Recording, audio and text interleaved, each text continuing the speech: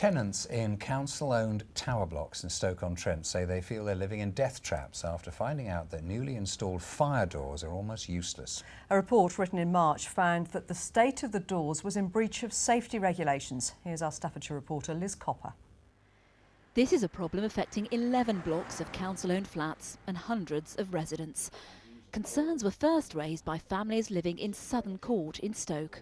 So explain to me exactly what's wrong with these doors. Well, basically everything. I mean, the actual framework is wrong because it's hollow. None of it is connected properly. The door itself was legitimate at one point until they got hold of it themselves and sawed the tops and bottoms and sides off, which made it invalid.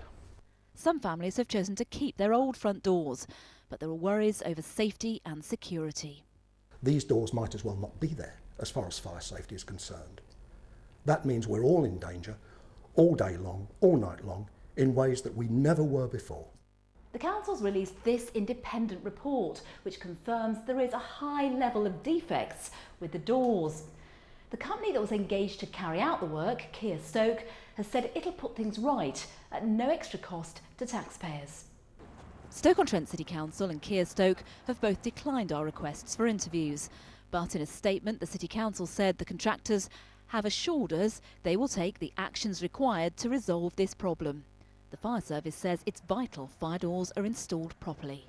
Basically, we would look for 30 minutes of fire resistance for a fire door, and along with that we would look at the quality of installation, the fixtures and fittings associated with the fire door, and any gaps or other fittings that were associated with maintaining that 30 minutes fire resistance. And the fact that these doors have been found not to have that 30 minutes resistance remains of concern to residents. But we're vulnerable, aren't we? You know, I mean, if a fire did take place, then what would the consequences be?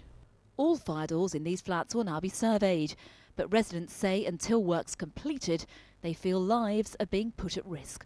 Liz Copper, BBC Midlands Today, Stoke-On-Trent. Farmers and landowners have